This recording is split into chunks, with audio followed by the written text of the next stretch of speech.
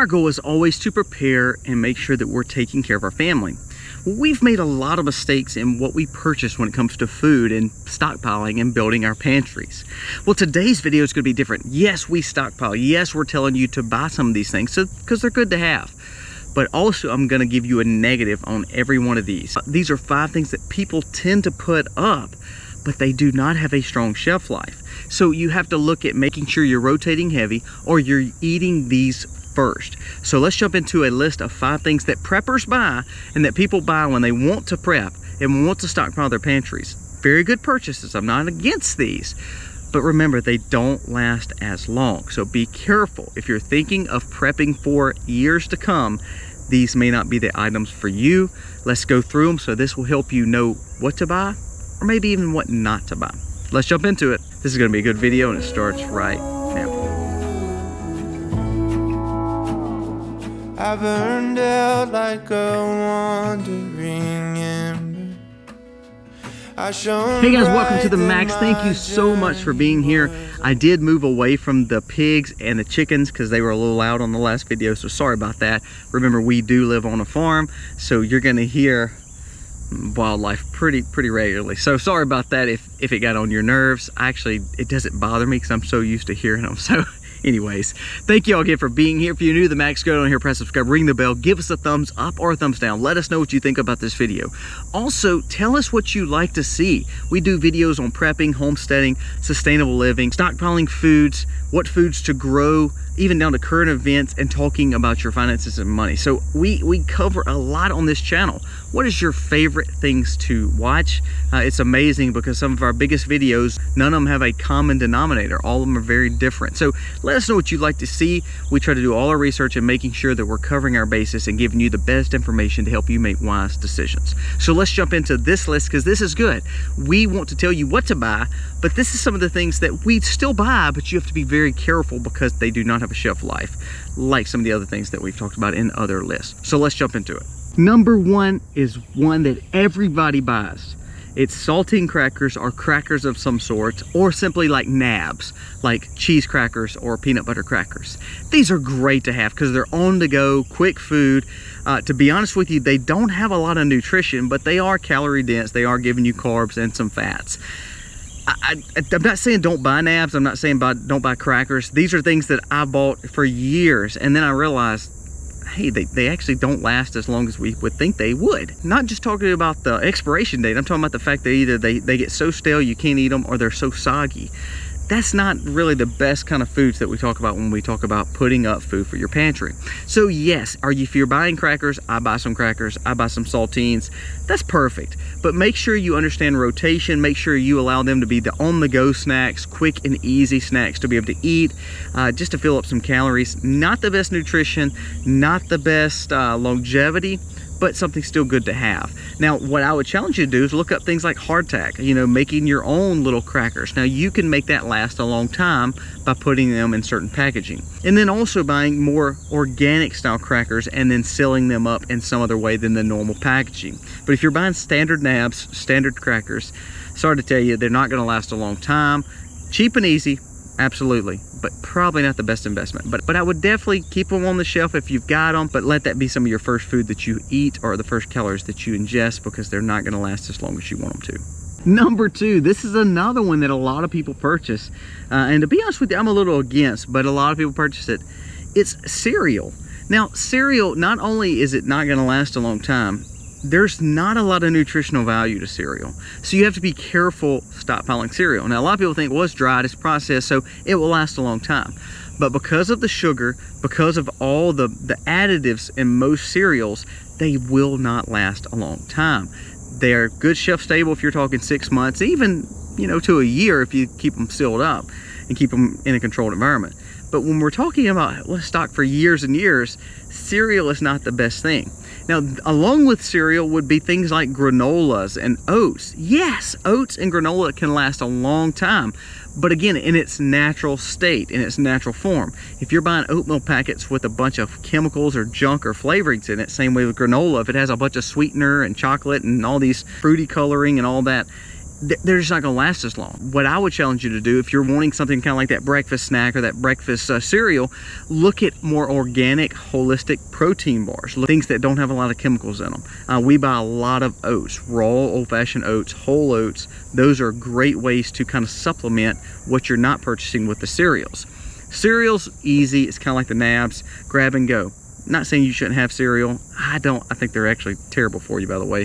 But if you're buying them, make sure that you understand they're not going to last a long time. They do not need to be one of your pantry staples when it comes to your carbs or your sugars. They don't have a lot of nutritional value, guys. So make sure that if you're purchasing cereal, don't rely on it. It's not the best purchase when it comes to pantry needs. As we talked with crackers, you know, look at hardtack, look at just regular flour that you can make your own crackers real quick, or your own hard breads real quick with flour and water, artisan style. Same with cereal. Look at oats, granola, more in a natural form, grits in a natural form like polenta. Putting those up correctly, they're going to last 30 years, whereas cereal may last 6 months to a year, and then you're going to be eating some stale Fruity Pebbles. Number 3, and this is one I have pushed that you need to purchase, but here's what happens: people purchase the wrong version of it. So number 3 would be oil. Oil, the vegetable oils typically do not last a long time. When I talk about buying a fat or an oil, you need to look at something that is holistic and a natural oil. Things like butter, we've talked about. So we make ghee, or we make canned butter. Misty has a video on that from last week. You can buy butter and can it just like she did. The video is on the Max Life. It's a great video. Think of lard. Lard doesn't last a long time, but if you can it, it can last longer than some of the oils that go rancid. Also, when you talk about oils, think of avocado oil or olive oil, natural oils that are perfect for you compared to like a vegetable oil or a shortening. Those don't last a long time. Any of these seed oils that's been just completely processed, they're not good for you. So look at those natural fat sources. I think of animal fats are very good, making sure you're learning how to can or freeze those properly. Again, here's another item too. When you buy these kind of oils, don't just buy the cheapest version of it in a plastic container. That's not good either. So here's what I do. If we're not canning our lard or not canning our butter, if we're wanting oil to put up for safety, just to put up excess, we buy the glass jars, a little bit higher priced, the more organic, one single origin style oil. Now, is that going to last any longer? I don't know. I've never had oil for 30 years. I don't know that. But I will say this, with us rotating the butter, rotating the lard, and having a more natural form of it, so having the more higher end single origin organic style olive oil or avocado oil, they tend to last way longer than a processed seed oil or vegetable oil. Now, oils are in shortage. There's a lot of issues with oils being in shortage. So if you want to pick up some vegetable oil or canola oil, I wouldn't, but if you choose to, that's fine. Just remember, they're not going to last as long, especially in those thin little plastic bottles. Look at a little bit better quality oil or fats, or look for foods that naturally have that in there. So if you're eating a lot of peanut butter, or you're eating a lot of meats that have a fat source in there, you may not need to store as much oil as you would think. But if you want to store oil, that's perfect. Look at things like avocado oil. Coconut oil is another great one. You can utilize it for your skin and also for your intake, for your calories and for your fat source.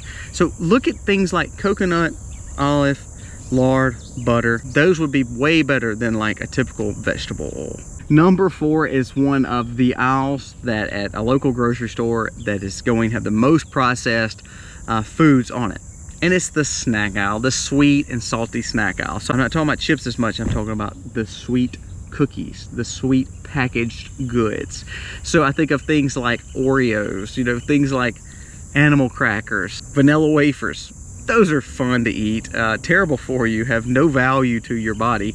However, if you're eating those sugary snacks, remember, don't let that be your preps. I think they're very good to have something sweet, and it's a pick-me-up. Sugar is not just overly terrible for you if you eat it very, very, very sparingly and moderately. I challenge you to look at natural sources, stevia, honey, things like that. But if you're buying packaged sweet foods like cookies, just remember, they're not going to last a long time, and the quality of the calories you're getting is not sustainable. Yes, a cookie here and there will pick you up, make you feel better, but it's sure not helping you in any other way other than a quick endorphin push because you enjoy this cookie. So you just stay away from like the cookies and the sweets. in the place of that, I would look at the little honey straws. I would look at honey in general.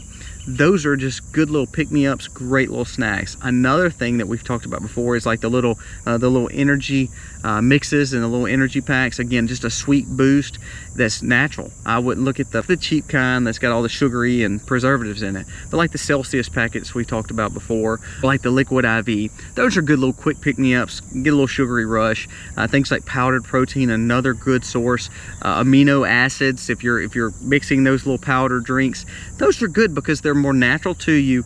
They're not bad for you, and they're giving you good calories and good vitamins and minerals. So look at those as kind of like your sweet sugary snacks. I know for me, I like every once in a while a bite of something. I like peanut butter. That's kind of my sugary go-to. So it has the carbs, the fats, and then also has the protein, and it's also by the natural peanut butter, so it doesn't have any extra palm oil or any extra sugar.